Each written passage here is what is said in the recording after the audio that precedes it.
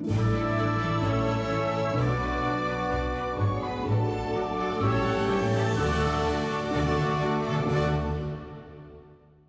hello everybody, and welcome to another roundtable discussion on the Concours Virtual. Now today we're not talking about any specific class, we're getting close to the end of the concourse, and the next thing we'll be talking about in a day or two is the best of show. But today we're going to have a chat with some of the world's leading experts on concours d'elegance in general. So we're going to talk about, what's the current situation with COVID, what's coming next year or whenever, what can we look forward to? Whatever it is, we're definitely looking forward to it. But let me introduce myself and the other people on the screen. My name is Richard Charlesworth, and even if you haven't bumped into me at a classic event, you may have heard me over the PA as the Master of Ceremonies for the Quail, a motorsports gathering, as a curator and joint presenter of the Concours of Elegance Hampton Court Palace, or as co-presenter for the London Concours. I'm also an established concours judge and reasonably well known for my association with Bentley, having worked for the company since 1974. Most recently as Director of Royal and VIP Relations, Head of the Heritage Collection, and as a brand ambassador until my retirement in 2017. Now, Sandra Button became Chairman of the Pebble Beach Concours d'Elegance in 2002, having been its Executive Director for many years prior to that. Sandra has been instrumental in the development of the global concours movement, and she and her husband Martin have acquired and preserved or restored an eclectic collection of automobiles ranging from a 1904 Oldsmobile to a 1972 Ferrari 365 GTC4, not to mention 2 Bentleys. And they regularly participate in driving events such as the 1000 Milas Sport Argentina, the Copper State 1000, and the London to Brighton Veteran Car Run. Now, bitten by the supercar bug in his teens and having grown up with classic cars, Winston Goodfellow eventually switched careers to allow him to photograph and write about the best cars in the world. He's now a leading authority on Italian coach builders, supercars, and collector cars in general, having written for a wide variety of car magazines, including Magneto. He's also the author of several books and one of the most experienced concours judges around. He started judging in the 1980s and was made a Pebble Beach Chief Class Judge in 1989. Now, Bruce Meyer doesn't see himself as a car collector, though he does have a rather fine collection of cars, and is best known as the joint founder and first chairman of the Peterson Automotive Museum in Los Angeles. He has a broad passion for cars, hot rods being his number one, but he quite recently found himself the owner of a 1928 Bentley 4.5-litre Tourer, which he absolutely loves. The forever youthful Bruce, whose mantra is never lift, is well known and greatly admired on the concours and classic car circuit as an entrant, sponsor, selector and judge. McKeel Hagerty is the CEO and driving force behind Hagerty, the world's largest membership, insurance and media organisation for enthusiastic vehicle owners. McKeel has been a judge for Pebble Beach since 1999, and in an effort to preserve historic vehicles and related artefacts as a lasting record, McKeel created the Historic Vehicle Association, the HVA, in 2009, leading to the development of the National Historic Vehicle Register. McKeel was presented with the Nicola Bulgari Award from America's Car Museum in 2014 for his contributions to preserving cars through education, restoration and collecting. Sandra, gentlemen, we're chatting about concours in general. So Sandra, let's come to you. You run the best known concours in the world, and you had to take the difficult decision to cancel Pebble Beach 2020. Now, assuming, it's a big assumption, assuming COVID is under control well before August 2021, do you expect the concours to go ahead as it has in recent years, or will the pandemic have changed things? Well, I think that we're going to see what happens in the spring, and when live events start to happen again, how, when you say COVID is under control, we don't really know what form that may take. So to be very optimistic, I hope that, we're able to gather together and enjoy great cars the way we always have. Obviously, there'll be some impacts to people. Hopefully, all of the people that were accepted in 2020 for our 70th anniversary will be able to travel and bring their cars, and we'll celebrate all of them in August 2021. But there's, it's a long year, and as even in the few months since we canceled, a lot has become more clear. So we're hoping, fingers crossed, fun to do these virtual concours, but it's a lot more fun to be together with the real cars. Well, I think everybody on this call would enthusiastically agree with you. But yeah, we have got a way to go till we see how things pan out, and time can change circumstances. Now, Bruce, you've been a supporter, sponsor, participant, and judge at major concours. Do you think there will still be an appetite for large-scale, publicly attended events such as concours after COVID, whenever after happens? Absolutely, positively. Right now, I see, kind of cars and coffees and gatherings everywhere. I mean, the car people are just itching to get back to normal, and they want to get out. They want to drive their cars. They want to share their cars. And, I hate to hear Sandra just sound almost like there may be a question about 2021. I am planning on it, and I know she's very cautious. And by the way, when you think of Pebble Beach, you think of Sandra Button. That show's been going on since the 50s. Sandra has managed that show for about as long as I've been going and kept it absolutely the pinnacle of car shows and Concours d'Elegance. I don't think there's a person on this earth that runs a better show than Sandra and keeps the level of judging and the level of cars as it is today. So I just can't imagine another year without Pebble Beach. It just seems unfathomable. And I hope there seems to be some optimism about a vaccine. Depends on which news station you listen to. Some people say it's nothing more than a bad flu. Other people, think of it as like the plague. So hopefully we'll be back to normal. And I know the car people are ready. They'll take car activities in any shape or form you give it to them, but I know live is the best. Yeah, well, again, I think we all agree, and I think we all agree with your sentiments about Pebble Beach and its chairman as well. So well said, Bruce. McKeel, coming to you. I mean, Haggerty are regular concours sponsors. Now, over the last 10 years, we've seen major manufacturers and other sponsors preferring a concours event to launch a new car over a traditional auto show. There's no reason why this should change, is there? I think it's the sign of a much larger trend. If you think of the economics of the car industry, it's a very large industry, but the margins are challenged. A lot of different types of sponsors in different industries, they can find themselves in a more challenging environment, and so they need to make their marketing dollars go far. My contacts in a lot of the big OEMs, they prefer the Concours environment because it's intimate. They can get luxury vehicles in front of the real potential audience. And, for them, especially if, you think of a Bentley as you describe it. Now, Bentley's making a lot more vehicles per year now than they made in many decades in the past. But, it doesn't make sense for them to spend, $4 or $5 million on a stand somewhere for, a couple weeks in a standard auto show, and they can put their great, cool cars in front of real car people. So I think you'll see a lot more of that. I think the challenge is going to be that I wish I was more optimistic. I think there are going to be plenty of opportunities in the years to come for the best of the best car events. I just think there are going to be a number of car events that will not come back after this year, unfortunately. I think it's going to be very, very difficult for some of them to survive the gap year, and especially given that sponsors are also struggling in their businesses. So what we're going to be looking for is the best of the best, the Pebble Beaches, the Hampton Court, Amelia Island. They're going to exist in the future, and they're going to be a great spot, I think, for sponsors to be. But it's going to be more challenging for a while.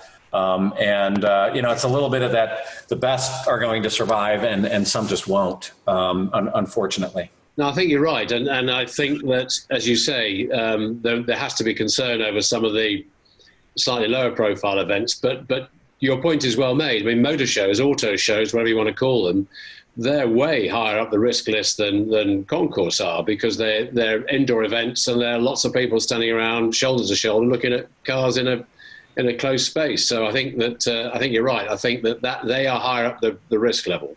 I mean, it's no offense to the many people that we all know. I mean, I go to all the big auto shows, or traditionally have in most years.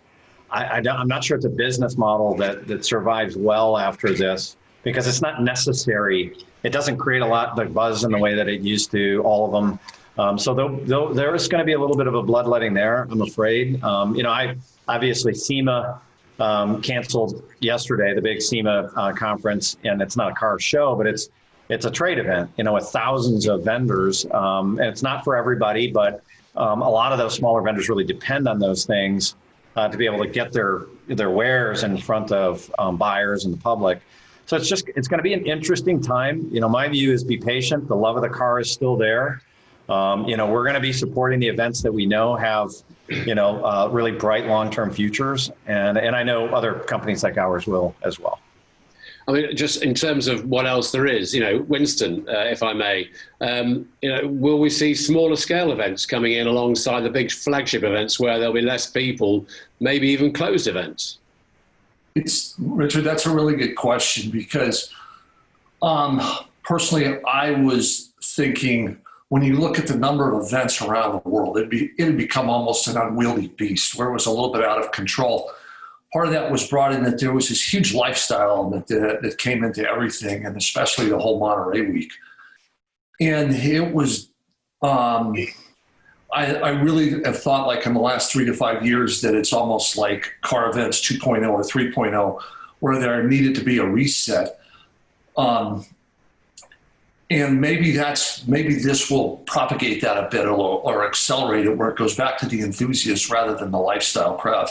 And I'm not denigrating the lifestyle crowd because it brought in a lot of good events and support for those events. But I think we're definitely seeing a weeding out.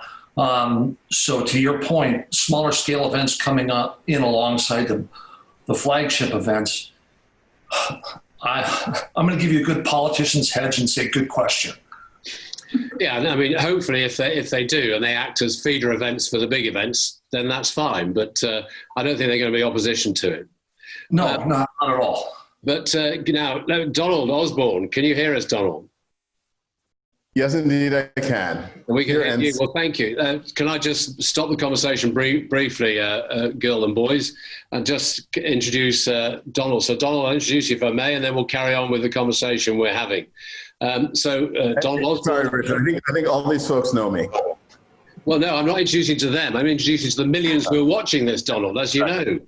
I mean, you are a well-known international megastar, but let's still let the world know who you are. But by sound alone, we know who Donald is. Yes. Well, let me just tell our watching viewers here that Donald Osborne is an author, classic car historian, consultant and writer, specializing in post-war Italian sports cars. And as we were just saying, every week, millions of people tune in to learn more about classic cars on the CNBC primetime show, Jay Leno's Garage, for which Donald co-hosts recurring segments Assess and Caress with Donald Osborne and Behind the Bow Tie, which you can see on screen. An accredited senior appraiser and member of the American Society of Appraisers, he works for clients on the acquisition, sale and valuation of classic vehicles and travels the world attending major events, rallies and auctions. But he's also a talented opera singer and stage performer. So Donald is often requested to open and close leading classic car event ceremonies by singing the national anthem as well as acting as MC throughout the course of the event. So Donald, there you go. Well, we know how we're going to close this conversation then, don't we? So you better start gargling on marbles now. But in the meantime, let's launch back into it. We're having a discussion, as you know, about Concours in general. So we're not covering off any specific class in the Concours Virtual. We're having a chat around Concours in general, and it's good that Sandra has remained pragmatic but confident about Pebble Beach going ahead in its normal form next year, and we're all keen that that is the case and optimistic that it will be. But Donald, let me bring you straight in, if I may. And part of the fun of a concourse like Pebble Beach is being part of the crowd around a car on the field, enjoying hearing fascinating insights into the car. Do you think we can do that and try and observe socially distancing rules? Well, this is the way the simple answer is yes, absolutely. The longer term answer is that we are going through a period of transition at this moment. We are not going to stay here forever. I think it's a matter of acceptable risk. We make acceptable risks every time we get into our car to go out for a drive, that we hope that someone's going to stop at a stop sign opposite us in an intersection. We take an acceptable risk when we get onto an airplane that we're going to arrive at our destination without crashing. And there's never been a time on the planet when people were not getting ill and some passing away from some sort of a malady. But I think that once we get to a point of acceptable risk for a large number of people, people will re-engage.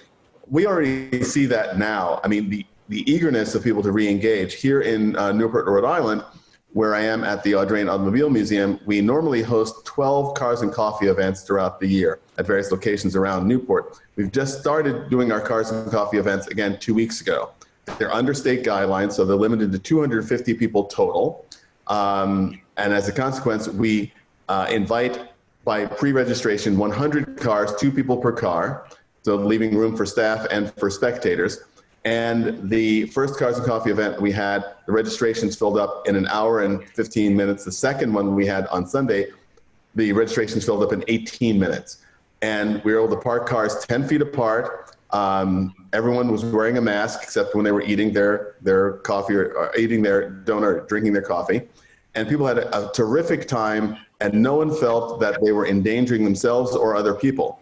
Now, it is interesting that I look at pictures that I took at Pebble Beach last summer, and the crowds seem immense, and I can't imagine being in a crowd that big because it's now receded from my mind, the presence of that. But I know, again, that once I personally feel that the risk is accessible, I'll have no problem whatsoever at one of those events. No, I'm sure. Well, I mean, Sandra, there's a good example of how things can continue. I mean, you're a great supporter of the Concours of Elegance at Hampton Court Palace, which, as everybody knows, is going ahead as planned, 4th to 6th of September, so in a few weeks' time, albeit with changes to hospitality arrangements and with social distancing measures, as Donald just described. Now, American visitors will not be coming for obvious reasons, but do you feel there is a pent-up desire to get out there with great cars and enjoy the spectacle of them again? Oh, absolutely. I mean, I think that given this time, if you figure, you know, we've all had 100 to 150 days to really stop and take stock of our lives and what's important to us. And the passion for the automobile, the time that we spend with our friends that are like-minded. I mean, we can't stop talking about cars, and it's so much more fun to do it with the car and with your friends. So I know many people were still trying to come to Hampton Court, and then when the quarantine came in, it's a little hard to go to a weekend event if you have to do a 14-day quarantine.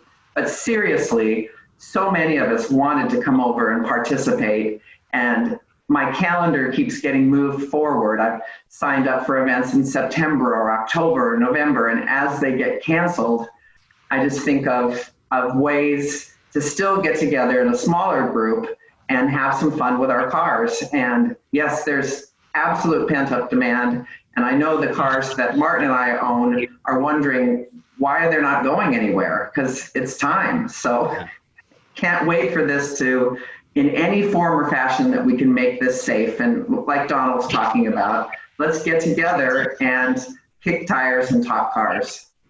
I mean, Bruce, just come to you if I may, Bruce. I mean, without wishing to pour cold water on any of our enthusiasm, everybody on this screen, we're all young and in the prime of our lives. But do you think the older demographic of car collectors is going to make them think twice about attending these events, or not?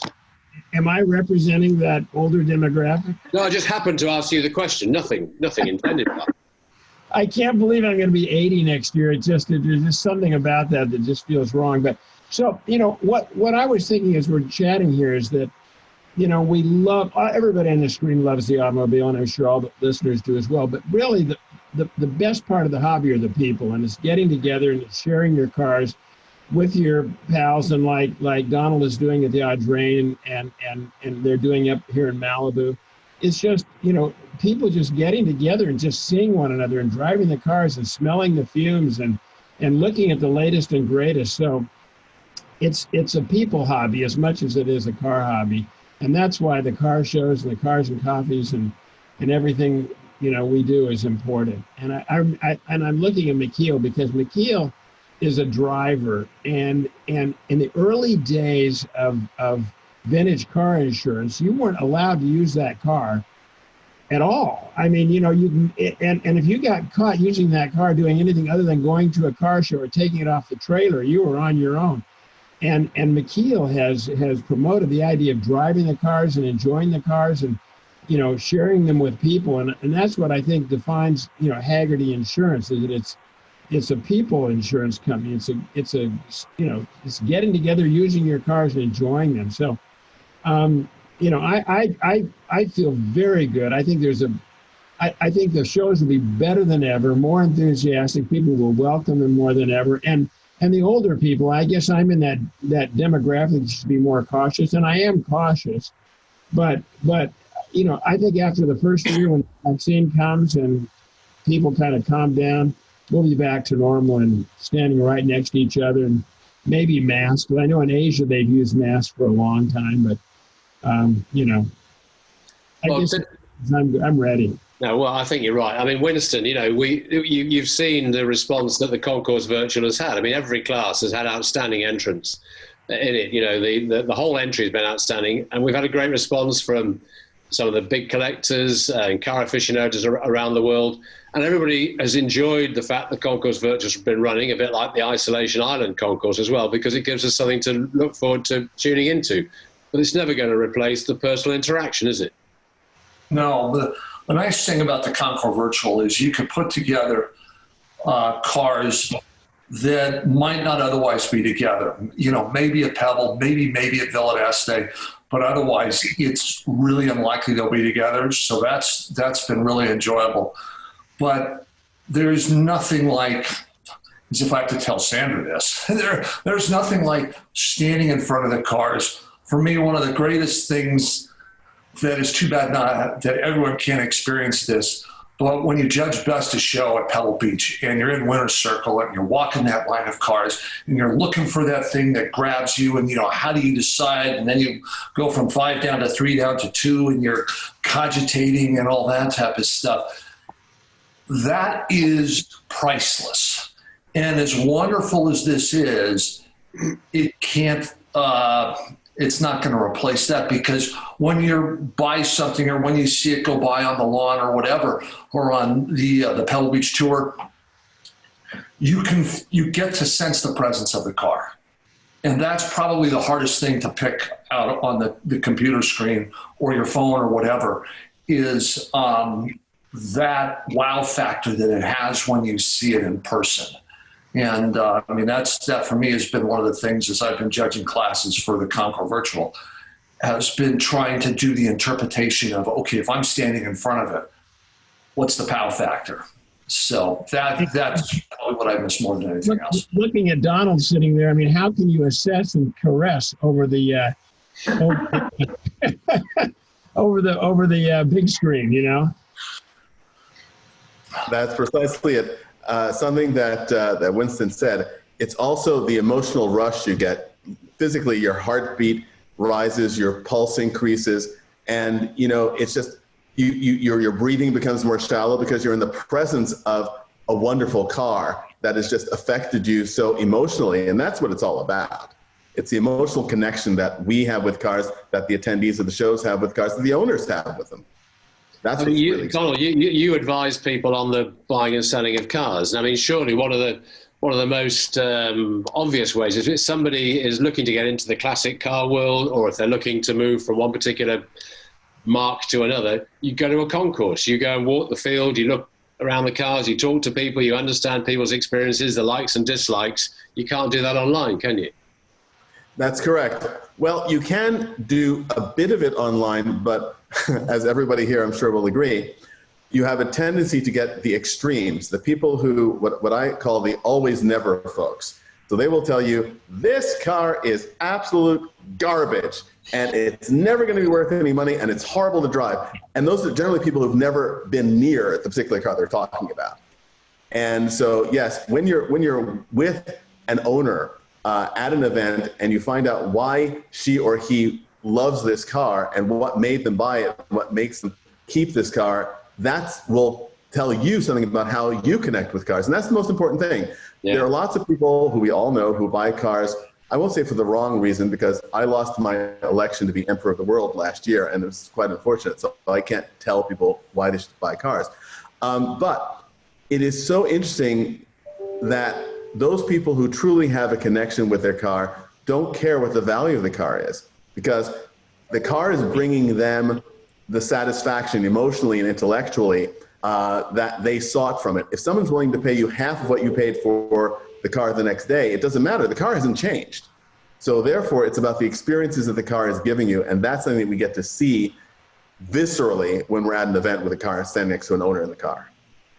Yeah, and that's the fun element, I think, isn't it? You know, it's the visceral reaction you get, but I think as much as anything, when you're admiring a car, you get the character of the car from the owner as much as anything. So yeah, the car and the owner are as one, and often the character of one reflects the other. But Michiel, I wanted to come back to a point you were making earlier about, you know, the survival of the fittest. I think, you know, we're talking about major international events like Pebble Beach or Hampton Court, but there's many local car shows, a bit like the cars and coffee that Donald's describing.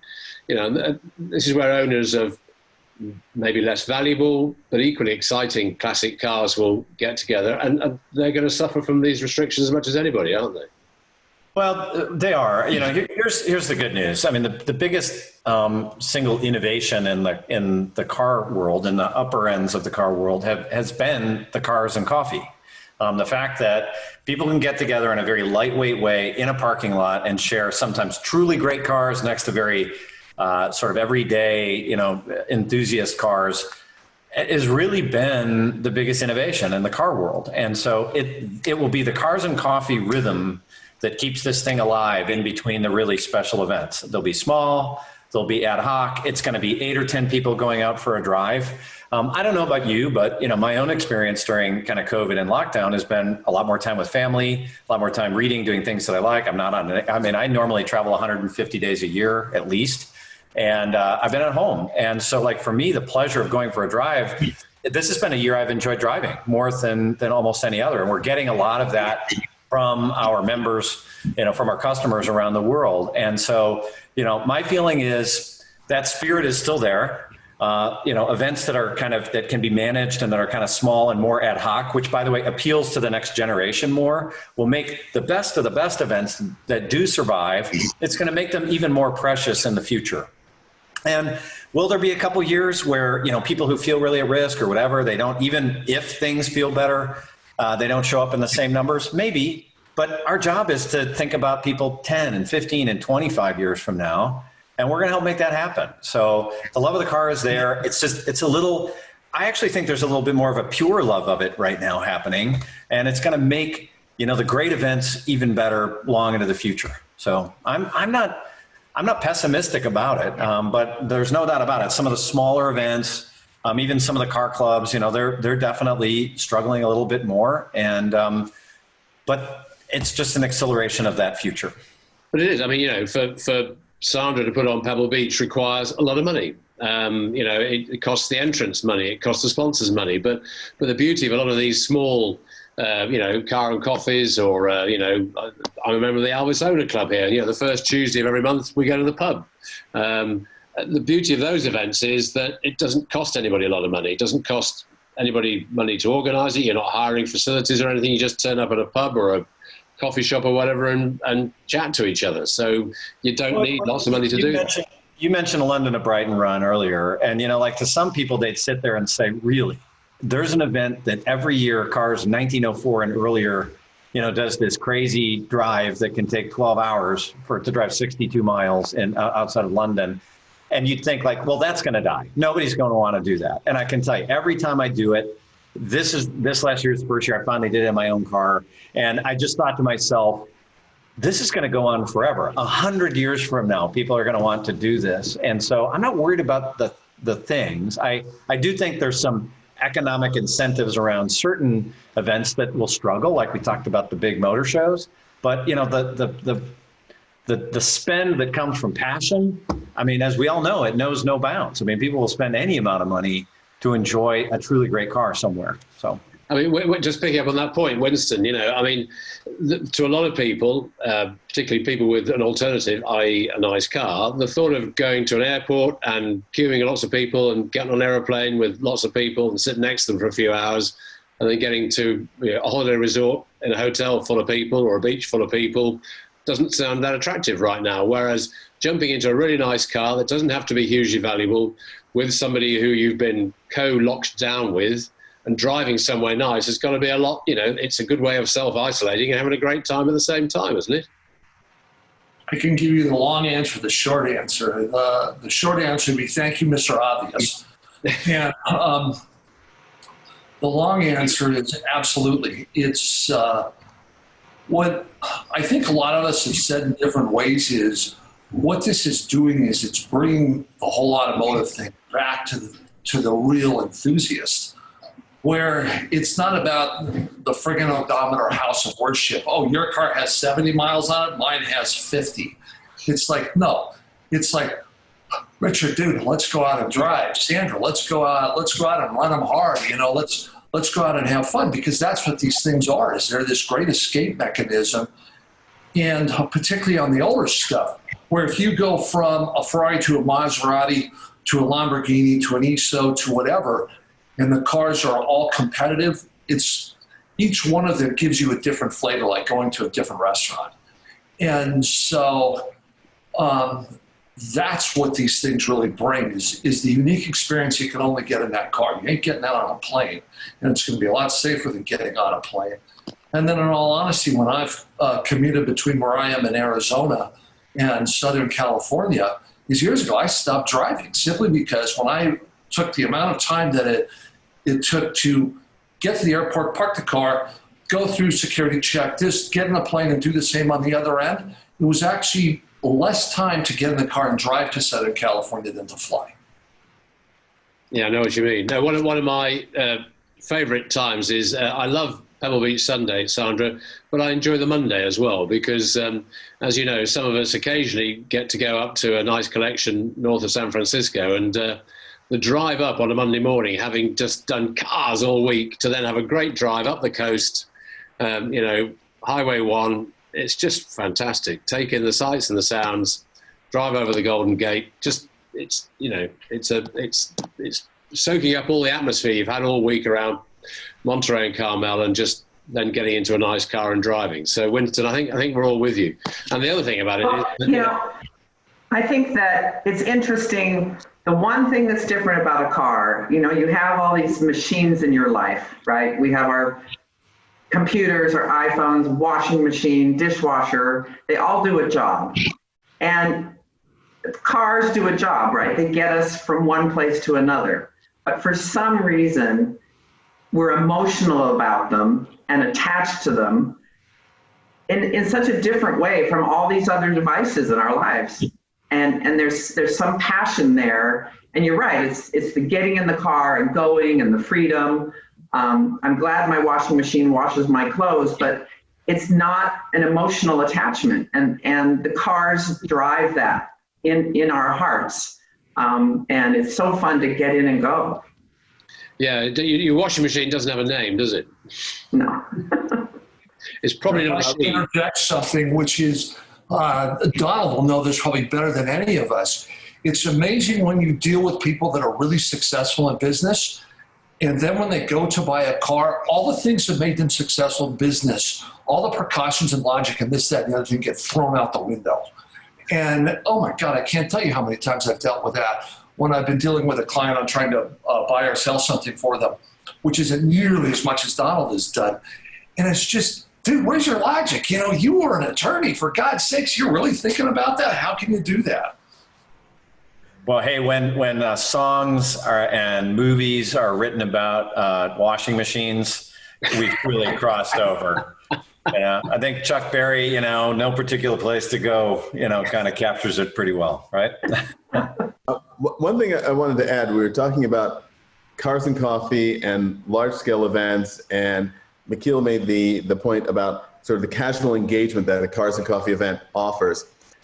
I think that, and you may have covered this before, unfortunately I came on, but just as a brief aside, I think that what we will see more of in events is a definite bifurcation. You will have the casual, this involves me for 3 hours on a weekend morning cars and coffee event, or something which is truly experiential. I am going to make a trip of a lifetime to Monterey to see the Pebble Beach Concours d'Elegance, where I will see cars I will never see again in my entire life, or I will go to Italy, to Villa d'Este, or I will go to England to experience Salon Privé or Goodwood, something which is really something very, very different and very, it's a multi-day experience, it's a travel experience, it's a lifetime experience. I think that those will be the two things.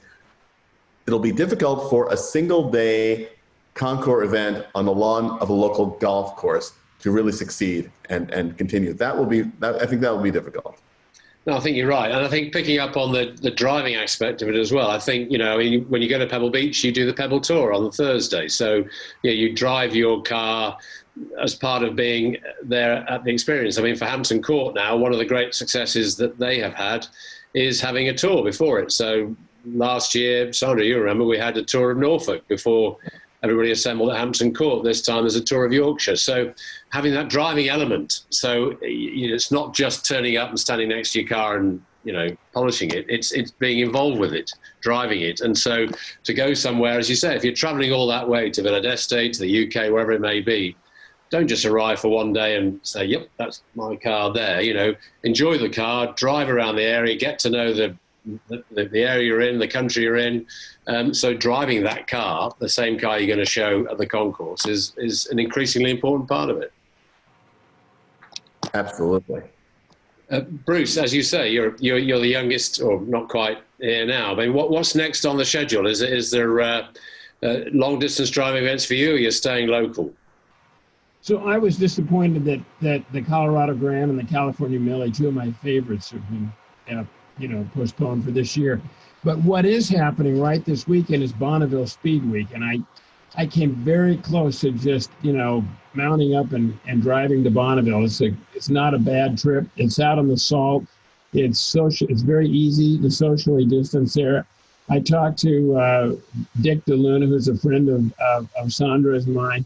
He's driving his hot rod there. So, and I also think getting in the car and going somewhere. I mean, we have a little place at the beach, and I look forward to just getting in the old car and driving it there. So I guess the next thing for me would be hopefully Amelia Island next March. That was the last event that I went to, and is one of my favorite events as well. And I just hope we're back to by March of next year doing what we love to do. I'm optimistic. I just think we're going to get back to our old normal and a lot more. And I think like these Zoom calls, I think that's going to change business. I think what we've been going through will change a lot of the way people do business and the way they have meetings. That will probably not go away. But getting in your car and sharing it with your friends and going to the shows, that it's nice to do these virtual things, but I really miss the people and just the interaction and driving the cars. I'll add one kind of thing about the importance of shows, not just Concours. You think about a local club event, you think about it, a lot of the types of shows that, kind of everyday collectors all around the world participate in. We've actually had a lot of people contact us and say, look, my only reason to own these cars is to show them. And I'm not that interested in driving them. So I love to drive, and a lot of us here like to drive, and there's just unique pleasure in it. But there's some people that it is their interaction with their car is to show it to other people. And so we need these things turned back on when the time is right. I mean, and even if they're small or they're private or they're closed or whatever, until they can be big, I mean, it's our job to get this going again, as widely as we can, because it's a legitimate way that people interact with cars. Like I said, I like to drive. Showing is fun. I like to drive. I like all sorts of things, but some people, it's their only way. So, yeah, no, you're right. I mean, and just to make you jealous, apart from the fact that Hampton Court is going ahead 4th to 6th of September, which I'll be part of the London Concours that the Honourable Artillery Company in the City of London is going ahead. It was delayed. It normally happens in June, but that's happening in 2 weeks' time. And we can socially distance. This is I don't know if you've ever seen it, this is a cricket pitch-sized bit of grass in the middle of the City of London. So skyscrapers all around it. But we can socially distance there. And we can take 80 cars, and guess what? We've had 80 cars 3 times over trying to come there. And back to the driving thing, the City of London is not normally a place where you go for a fun drive. But people who bring a car which is unusual, rare, different, doesn't have to be hugely valuable, they get a real kick driving it through the City of London, where you do not expect to see anything other than a London taxi or a limousine. They drive their car, making a lot of noise to the Honourable Artillery Company, and show it, and we can socially distance, but we're going to have a great time there. But I think my sort of, Bruce, you're talking about, let's hope that Amelia Island next year isn't the next thing internationally, but I personally have set the date of Retromobile, of when I want us to all be back together again, which is early February. Might be a little bit optimistic, but I think if we could get together again at Retromobile, which, it's not a concourse event, it's nearer to a motor show, but if we could do that, start the year off with an event that is traditionally a great meeting place for lots of old car folk, that would be good for me. I think a lot of us in the U.S. are wondering how the auctions in Arizona will happen in January, because that's not a show. It's a large, huge gathering of car people, and bluntly, we need the auction companies not just to make money. We need them they create a lot of excitement. A lot of reason that people come to car events. To them to go to a Concours and then see, big cars sell on the block is a big part of the excitement. So, I'd like to see them be able to host their events in January and be successful as well. But it's going to be all down to what Arizona does at this point. And it's also quite interesting, Nikhil, because we can see now the auction companies adopting a variety of approaches to events, not simply doing online events, but some sort of a mix of online and live events, and combining these things in a way, again, much like we see adaptation. There are certain things that we can do here on Zoom. There are certain things you have to get together with people, even if you're sitting 6 feet apart. And then there's a great mixture of things. We've seen here in Newport, we reopened the museum about 2 months ago, and our attendance figures are actually higher this year than they were last year. And here in Newport, we don't have any foreign tourists, and we don't have a lot of tourists from a lot of other parts of the country, but people are just so interested in getting out that, there is this great demand. So perhaps even for the Arizona auctions, it might not be people flying in from Europe and flying in from the East Coast, but people who are coming from the Midwest, people who can get in their car to Winston's point and drive there rather than getting onto airplanes, for instance. So, you might see a different mix, but. Well, and one of the other interesting challenges in talking to a lot of event organizers and even the auction companies right now for the coming months, any event that involves having a lot of volunteers, standing there holding signs, in vests, whatever, they aren't coming out to help. And so, a few of the events that have tried to go on, they're having to pay people a lot more to just kind of staff what would normally be done by volunteers. So all the more reason to be hopeful for the future, but to recognize the car world's it's an ecosystem, and there are people that volunteer their time because they just like to go be part of the scene.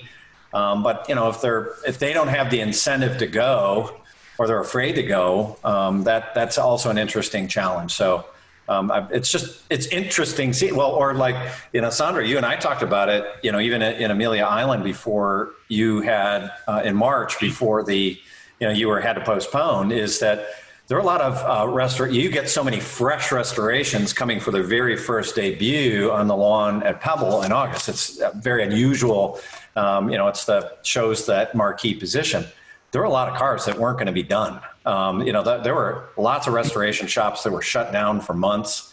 Most of them that I'm talking to are reporting, they're months behind now. It's not that they don't have business. So it's not all bad. We're gonna get the engine moving for next year again, hopefully. Another thing that I have many friends that are high-end car dealers, and the cars are selling like they're having their best months and the best years ever. So the enthusiasm has not waned.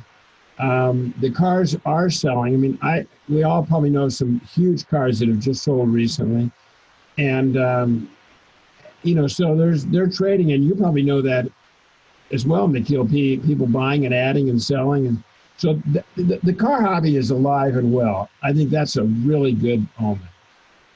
Yeah, that's true. I mean, how's the Peterson been affected, Bruce? Is the Peterson, are they open? Are they getting people in or what? Okay, so the Peterson is so well managed that even during these days that our doors are closed, we're operating in the black.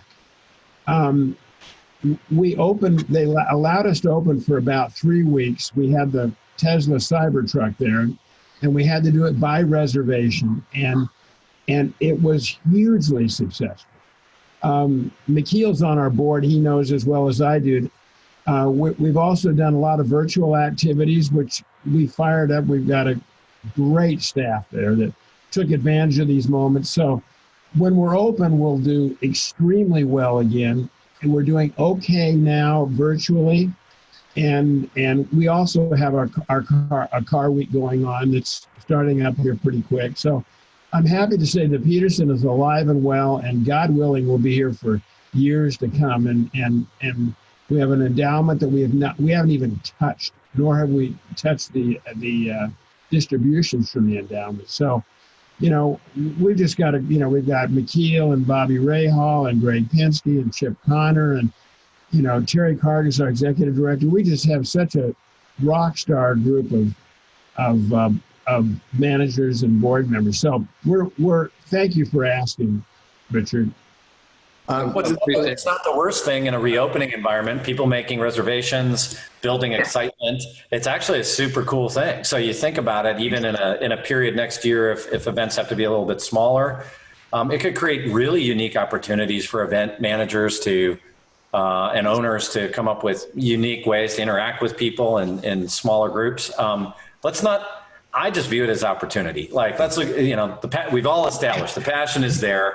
We just, we got to make our way through it, and let's think creatively about how to create engagement in the ways that we can. And I agree, looking at a car over video, I had to go, I'm involved with a search for an executive for another company right now. And after, months of interviewing people, you suddenly realize, like, I just got to sit in the room with somebody for, somewhere, even if it's 10 feet apart. You kind of need to look at them. So we're going to get there.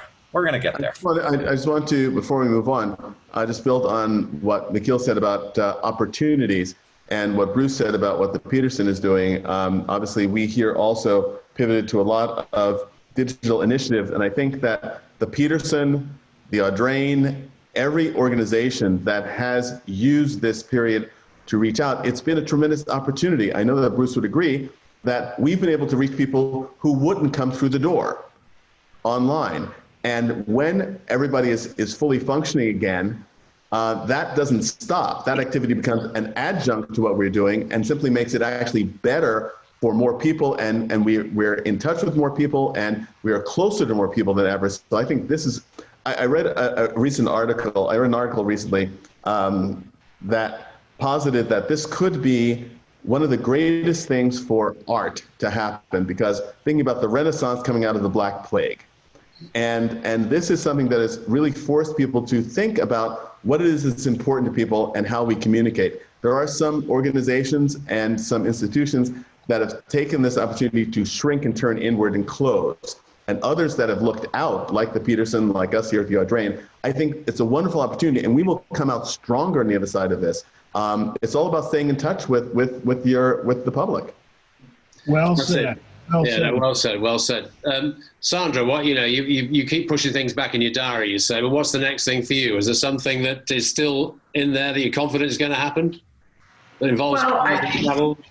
I've planned a little driving event with a few friends next week, and going to see Bruce during that time, and kick some tires along the way. So we're kind of making them up as we can. Obviously, some of the fall events are gone. I'm still hoping that there's a couple driving events that might be happening on the East Coast that we can participate in.